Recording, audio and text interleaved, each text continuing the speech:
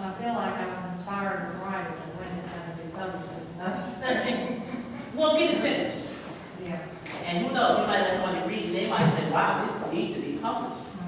And that would be Yeah, your key to get it published. yeah, okay, thank you. I'm actually pretty much the same situation. I'm writing a book as well, and I think the most valuable information that you gave us was to finish what you start before you move on, because that was kind of like my stipulation. I started other projects. I had like 3 books going at one time, but there's one that I feel like is finished and ready to go to the next level as far as publishing. But my thing was, what was the process for copyright? Did you go through? Okay, copyright is really, that's probably one of the easier things. You can, like for instance, my children's books, I can copyright 40 in one section. So like with Jordan, it's all on the internet. Download it, you can do it. If you do it by credit card, go in, fill out the form, submit it, and then I copyright it. So you don't have to go like through the Library of Congress to get it registered? Yeah, it's online. Oh, okay. Yeah. But now, what way do you want to publish? Self-publish or you? Well, I want to go through a publisher, Author House Publishing, to get it published. Author House, that's good, they're good. Okay. Okay, so, but still, help me out, there's some other way, but yeah, you can do that. Okay. If you're ready to submit, you let a few people read it, this. Yes, I did. I let my brother actually did his first 2 books a couple of years ago, so I let him do the editing. Oh, okay, so you're ready to really put it in the print. I'm ready. Okay, yeah, then that's your next step. Find out who, if you want Author House, I think they're good. I do like them. Right. And I would submit it and go ahead and do it, because they do a payment plan with you too. Okay. Yeah, they do. I checked it out. Yeah, they're good. Go ahead and send it in. You know what, just keep it in under the table. Yes, I'm definitely, I was inspired this morning. I saw You'd be surprised that a lot of people in this area are writing books, yes. but they just don't know how to finish. And they just don't, and I think really you should network with each other. You should do a writers club here. We should, have a writers club in the area. It was one all the way in Carrollton, they went too far. But we need one here. And I always tell people, I'll work with you if you want to, we can get together. But then, you gotta be serious. Right. But it'd be nice if we could have one here. Well, I guess it's something we can do on our own, because we can just meet once a month Right. and network. Because when you network with each other, it helps you to really focus and see where you need to go. Because I may be good at one thing, illustration. You may be good at editing. You may be good at writing. So when we get together, we help each other. And everybody's supportive of each other and have their own work. That's a good idea. Yeah, and we can And do it gives each other inspiration to go ahead and move with it. We don't have it here because when I was researching for a group like that, they didn't have one in this area. The closest one was in Carrollton. And that was just, at that time, I don't think I had my car and I couldn't get to Carrollton. But it's something we need to put here. And if there's enough of us, it only take 3 or 4. 3 or 4 starting. And You'd be surprised Yeah. after that. So make sure you sign a sign sheet. We maybe get together and do something. Definitely. I'm game for that, yes. Where's it in Carrollton? Because that's where I'm. Go on the internet and ask for, you just go on the internet and ask for a readers group. And I think it came up. But I know they still exist, because sometimes I see it on my email. Yes. When you're self-publishing, for a person that has little money, No money. no money, how many does they try to order that first time out? Oh, yeah, that I know somebody who actually self-published their book, and they did their first book together, and they ordered like 500 books. Don't do that. Don't order a lot of books like that. You want to order just enough, say about 50 to 100, because then you just work those, and then you get to feel of how people respond to your work. But then you also don't just want to keep them there, because they're order slow. So we got Barnes and Noble. Go to those places, Target, Target will, which I'm working on that right now, Target will take your work. If you're a local artist, illustrator, they will work with you. If you're in the community in the area that they're in. So they're good, resources. Yeah, no, water's going on. Water's going on. Order a short amount of books, you're gonna pay more. The more you order, the less it's gonna be as hard. Right, that's true, but if you know, if you're gonna order, well, if you order 50 or more, you're gonna get a decent amount. Well, for a person who's got limited income, Yeah. they're gonna get a decent amount. You get it. Actually, if you order the more you order, it's like 500, you probably cut that in half. Yeah, but I'm suggesting that on a person with limited income. Because with this person ordered the 500 books, probably still got some 500 books. Because you don't know how people are gonna respond to your first order. You wanna make sure you got something they want. Now, if I was going to an event, a big, large event, and I knew I can get rid of 500, then I would order 500 books. But you don't want it, because that's another thing with me, who never write again. If you got 500 books sitting there, and you only sold 10, you're not gonna write them up for probably a long time. So keep it with your, if you can afford it, then yeah, do 500. If I can afford it, I would buy 500 at one time. But just with my budget, it worked for me because I'll buy some, I'll go out, sell them and whatever. But eventually, I'll let more people know what I'm doing. This is why I say this. I talked to my first to walk the house. Yeah. And when I found out a self-published art, that the more you buy, eventually those 500's gonna go. If you got something that sells and you market yourself, you push it. People gonna say, well, this man is into what he do. They just buy because you insistent about what you do. Right. So that's why I say if you buy more, like you pay for 100 books, you're gonna pay, say at a $10 rate, you're gonna pay $8 for that book. When you buy 500, you're gonna pay $3. So you still gonna get more money if you buy more. Right. It saves you a total lot. And that's true. If you can afford to buy the larger amount, then that's good to do. But then you also, like you said, you got to be willing to get out there and actually market your work. You can't expect for the publishing company, they won't do that.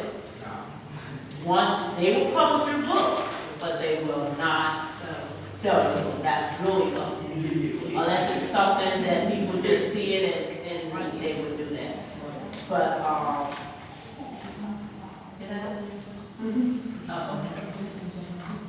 Any other questions? I'm sorry, when you were saying that they won't, market your book, is that for Arthur House or just in general? In general. The general. They would take your work and put it in from this. In a binding form. Right. Okay. But now the other thing is when you go find a publishing company, you make sure you find out how much it costs, what they're gonna charge to print, for each book print, because it's different. And you want, so one company might have a good price when you go to publish your book, but the next one might offer you something better when you're ready to print out additional. But that's another good reason to have a writer's group.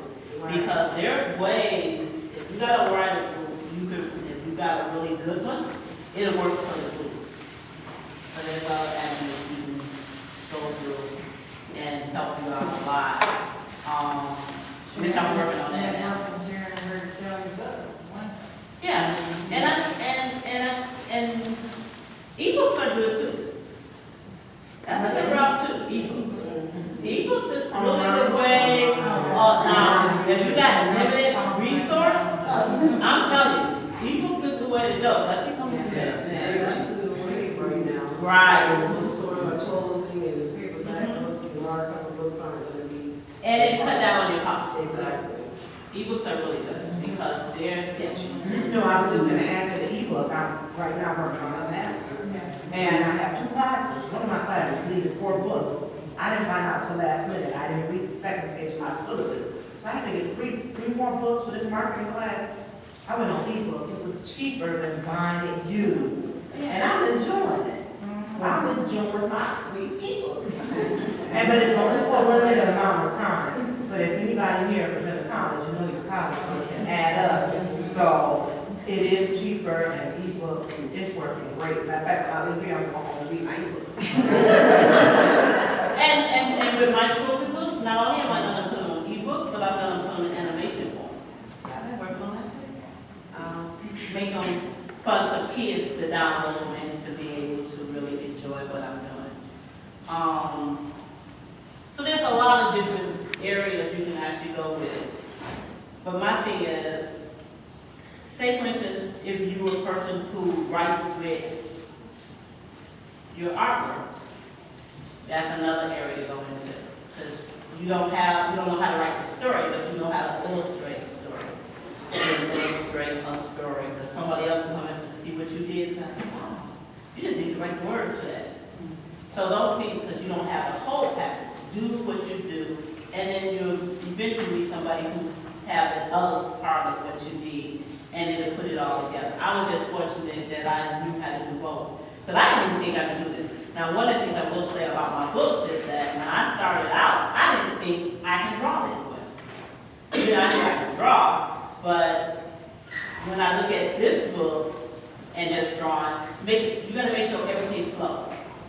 And when you're doing if you're doing illustrations for children's books, use markers and really good color pencils. You want to get good ones because when you send it to the printer, you want to make it low. Let's see, what else did I do? Any other questions? Yes. I think it was like copyright, like you share a story. I didn't know it was a timeline and now they copyright. You say how do you get it copyrighted? No, how do you know if it's not copyright? Like if there's a book out there that outlines the same time. But it's yours. Yes. See, there might be a book that has this title, but it might be a different story. See, and that was another thing. That's a good question. Because one of the things that will always disencourage me is that I would write something and I wrote a play. And then Soul Food came out. I think I still got that play at home. Because when I saw Soul Food, I was like, oh man, I'm going to roll my story. Guess what? They didn't write my story. But they didn't write my story. They wrote their story. It was similar to the same story I was writing. But see what I did? I put it down. And I never finished mine. And like, I'm writing 3 novels at one time, which we shouldn't do. But with me, they're different stories. You know, all of them are different in so many ways. So when something inspired me, then I go to that one. But you know what? I said, when I write them, I keep them in order. And you can't have it everywhere. You gotta have it in order. If you keep it in order, it's easy to go back to and write it some more. My Amber book, my first children's book that I wrote was inspired, like I said, in my sleep. Couldn't sleep, something that write this story. So when you got that, that means there's a writer in you that's ready to be released. Don't ignore after to do it. And really write on it. Keep writing. But Amber, I have 6 books to the Amber series. But I still haven't illustrated because I can see it, but I still haven't been able to do that. But one day it'll come to me to illustrate that book. But my other books, I can illustrate them all day long. Just making sure it all consistent, yeah. When it comes to writing children's books, is there like a minimum of the amount of words that they need, like for different levels?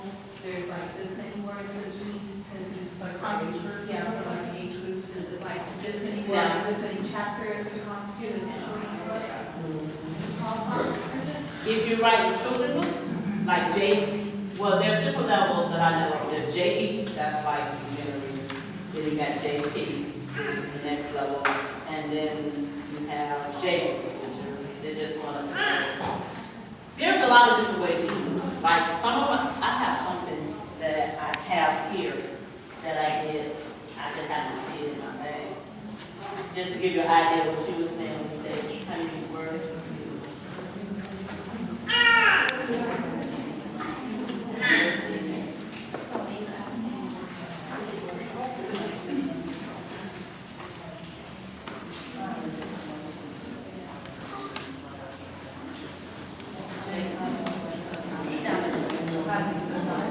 Now, oh, I think I got it.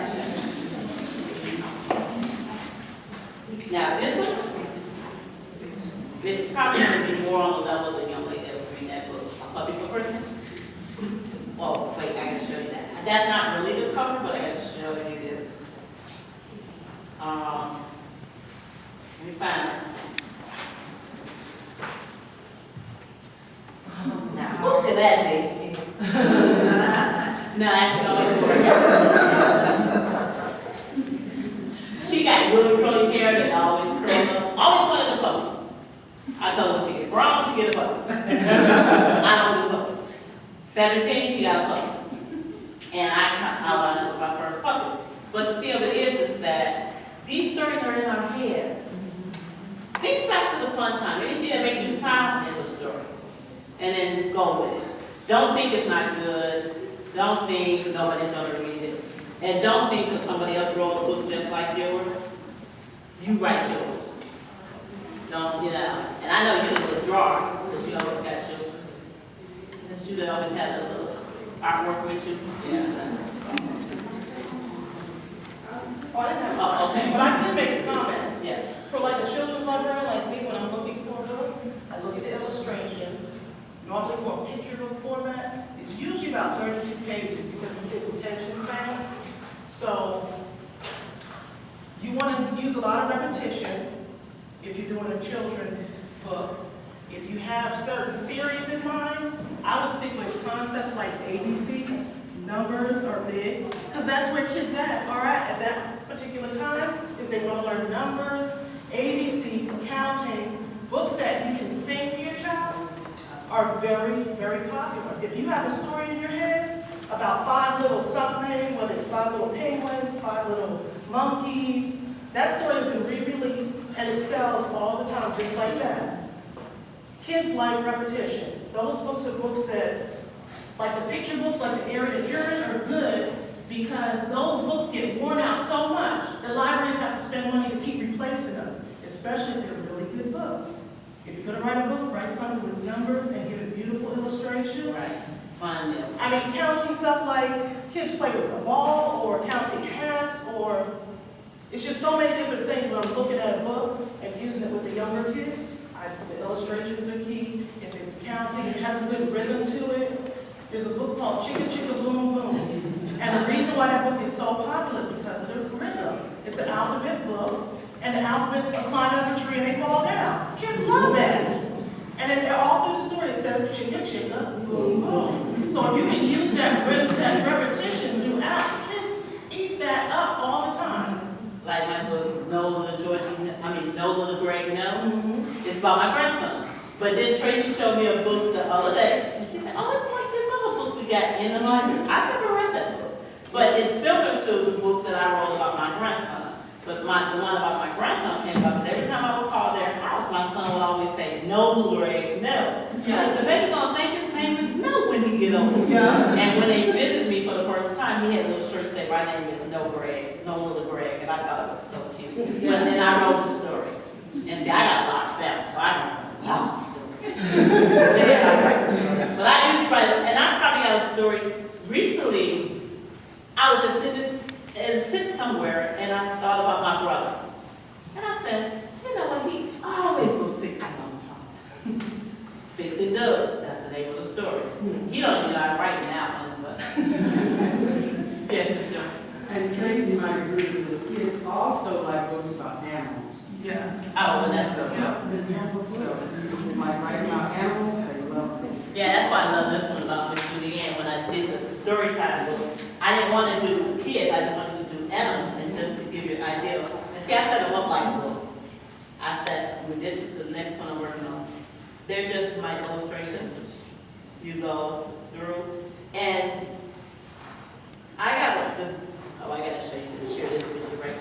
book here, Grandma Millie has Alzheimer's, because my daughter grew up with me when I was caring for my mother.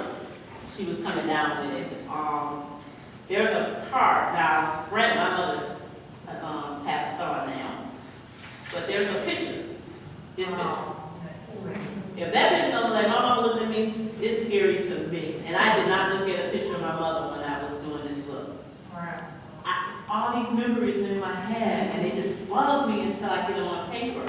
So, but always keep everything, see how I keep the whole book in order. This is how they're in files in my house. So when I'm ready to publish one, I just go put it out. But the other thing is, if you want to do children's books, like I said, you can copyright 4 or 5 of those at one time. Don't send them in as one story. What you do, you send them in as a group of stories. If you do it as a group, collective story, you can. It's more affordable for you because you can do like 4 for the price of one. And it's like what, like $45, $50 now, I think, to get your work copyrighted. Other ways, ISBN numbers. That's another way. If you're going to self-publish, that's what you need, your ISBN number. If you do it in a group of 10, it's more affordable. Because you can do 10 books for the price I did one. Because in a group of 10, you get 10 for like $250. That's 10 books. Say if you want to do ebooks, you do one for ebook, one for a book. But you do 2. You got to use a different ISBN number for each book you do. And sometimes, if you're short on income, that would actually copyright your work. I'm sorry to interrupt your train of thought. When you're sending them in as groups of stories, are you just sending it in as a one collection that just happens to have as many stories in them? But each story happens to be a different book? Right. But you send them in as a collective story, so that way it's all under one cost. Okay. But there, and when you also do it that way, what was I going to say? Something else. But when you print them out, you zipper lock your work when you send it to the copyright. Okay. What you do, you put them in zipper lock in the zipper folders, and then you send them in that way. But you don't have to be so big when you send it in. Okay. So that's how you do it. Now, if you send them in the mail, then you're going to put it all in the envelope and put it together. But it's more affordable that way. Yes. I was going to ask, you told me your name was J.D. when we talked in the beginning. BMWyatt. BMWyatt? Wyatt. Oh, Brenda BMWyatt. Wyatt. I thought it was, you wrote on my thing, J.D. It's Okay, BMWyatt. BMWyatt. Okay. Because I was going to say, why would you use BM? Well, actually, I write up BMW. So my girlfriend used to get so, not this one, but I had a girlfriend that hates me to say my name was BMW, but that was my issue. So actually, that's what it is, BMW. But then Wyatt, I put BMWyatt. BMWyatt, okay. So it's Brenda. It's Brenda Wyatt. Okay. I got the right thing, sorry about that. Oh, no, that's fine. Well, you probably remember when I said JP books. I write JP books. That's Oh, that's what it was, and I wrote down J.D. and then I thought that was the wrong name, but sorry about that. And I guess another thing, if you guys are really interested in a writer's room or something, on the assignment sheet this time, put it there. Oh, what do you do? Because like I said, when we work together, yes, Mr. Jones. Oh, she's saying yes.